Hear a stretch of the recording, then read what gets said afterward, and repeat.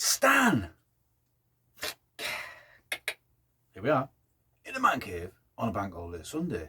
Tell you what, this stuff a martyr for me, aren't me? I only have a little light refreshment to wet me whistle while I'm talking a lot. Keep my hand over the glass so you can't see any trademarks.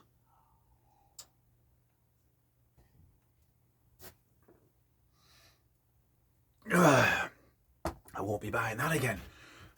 Competition time in Stan's man cave. Who actor said this in which famous film? His boots, they're on the wrong feet.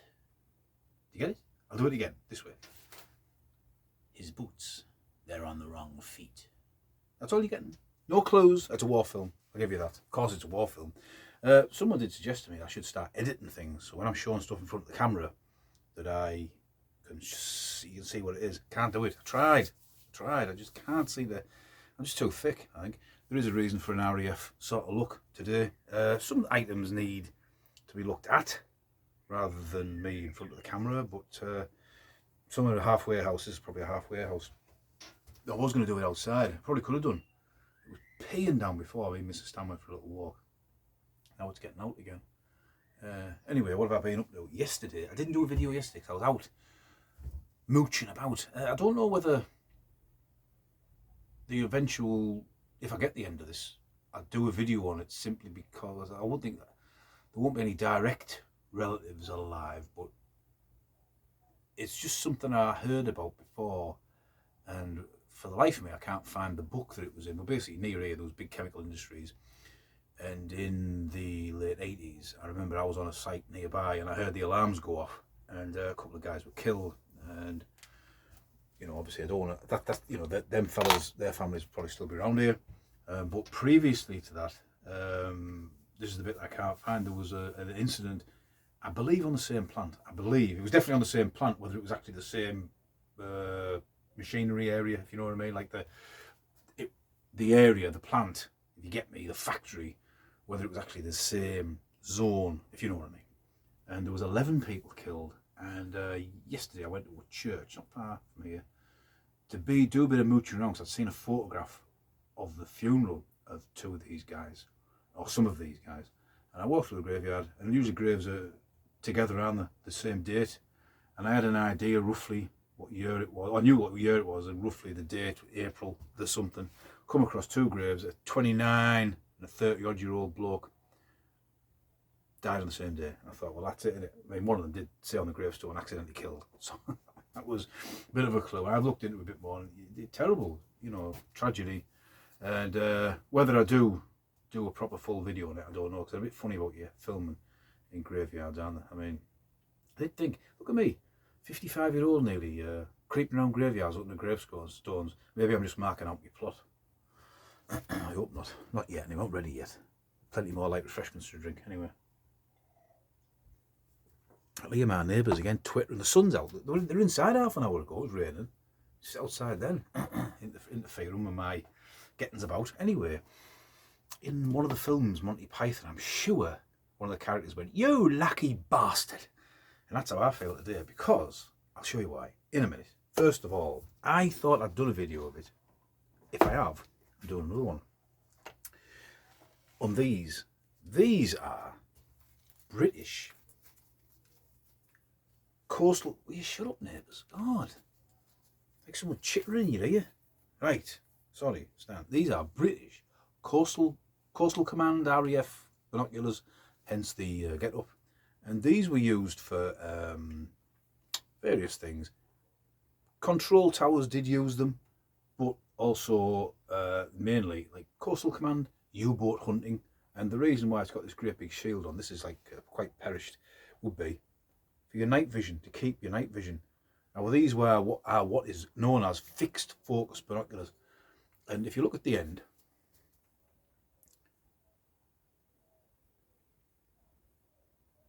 B, see the B? B means bloomed. Bloomed being coated, the form of early coating, I believe. And on there should be the store number, which is 60/383. That's a store number, and the serial number. I think they read a Purgeon ports. The purge these with nitrogen. Not an original strap, should be a canvas one. And these are Bino prismatic number 5s, I think. I'll look on the other pair. ×5 Bino Prism Mark 4's number 107. There you go. So you won't be able to see it on here. This pair came in a box, a fibre box, see? The carrying handle. So they would sit in here. Honestly, I can hear my neighbours there, like just prattling and prattling. What are you talking about? They're probably thinking exactly the same thing. Maybe that bloke in there. At least they're talking to somebody. I'm just talking to myself, aren't I? Anyway, right, so put them back in the fibre box. Close it up. Not fitting very well. Why? Get down. Sit flat. And they have a little. There you go. So the aircrew will carry those on board. It has some chalk on the back. Maybe that was to a different plane or a certain plane. Why am I a lucky so-and-so? Because they cost me, I think about 60 quid, to be honest, a few years back. Now, if you look on these, on the likes of eBay or even antique sites and wherever you look, they are expensive. In good nick, they are really expensive. And I was cruising around eBay the other day, as is my want. And I like, as much as like helmets, I like binoculars as well. And I'm always looking for, I think binoculars are easy to slip through the net. Would you off the top of your head know what a 6x30 German Dienstklasse binocular looks like? They don't have swastikas on them, they don't have marks on them that say the German. So would you know, a German helmet, you look at it, you go, oh, it's something from the war, that.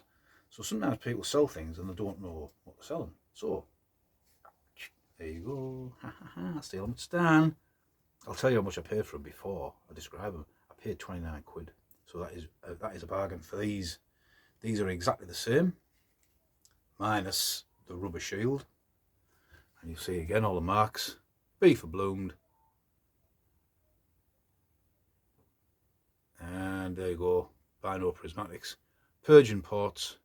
Now you're not gonna be able to. What I like about these, they've got a handmade strap on them. You see?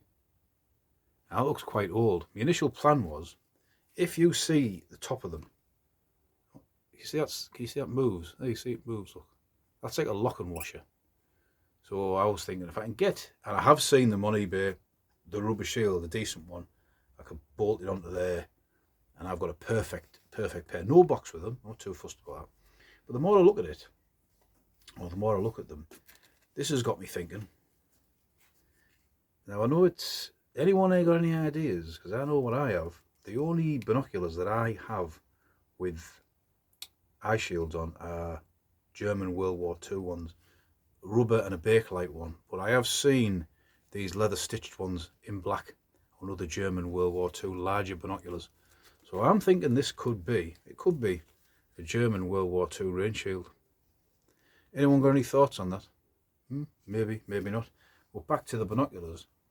Even though they have no eyepieces on, no cushions, you see, and they are fixed focus, these are perfect. They're not perfect. They're 75–80%. Now I'll put them, I'm going to leave them in the man cave, because yesterday, and they're quite strange how they work. I don't know how they work. It must be your eyes that make up the, if for example, because I mean, it's difficult even outside to show you how they work, because you're looking through a camera.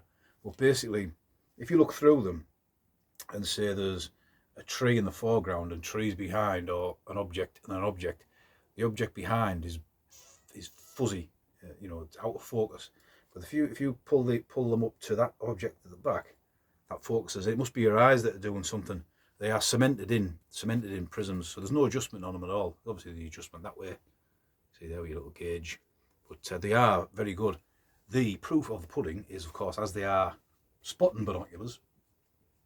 I yesterday was in the man cave for a bit and heard a light aircraft go over.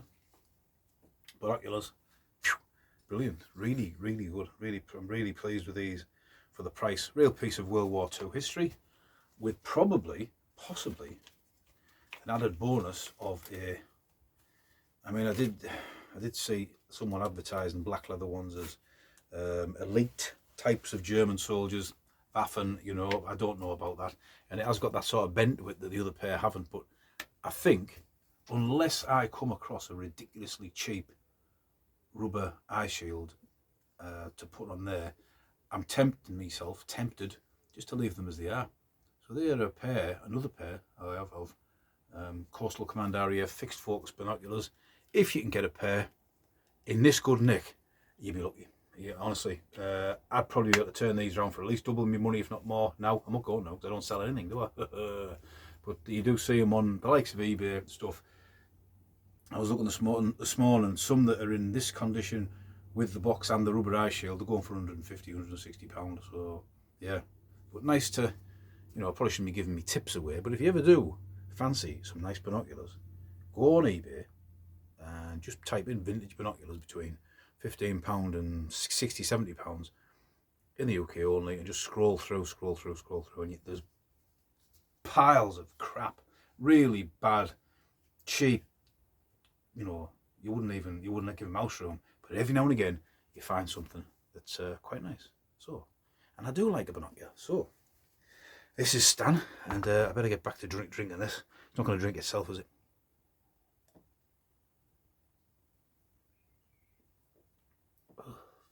So, that's it. Have a nice weekend. This is Stan, and I will see ya.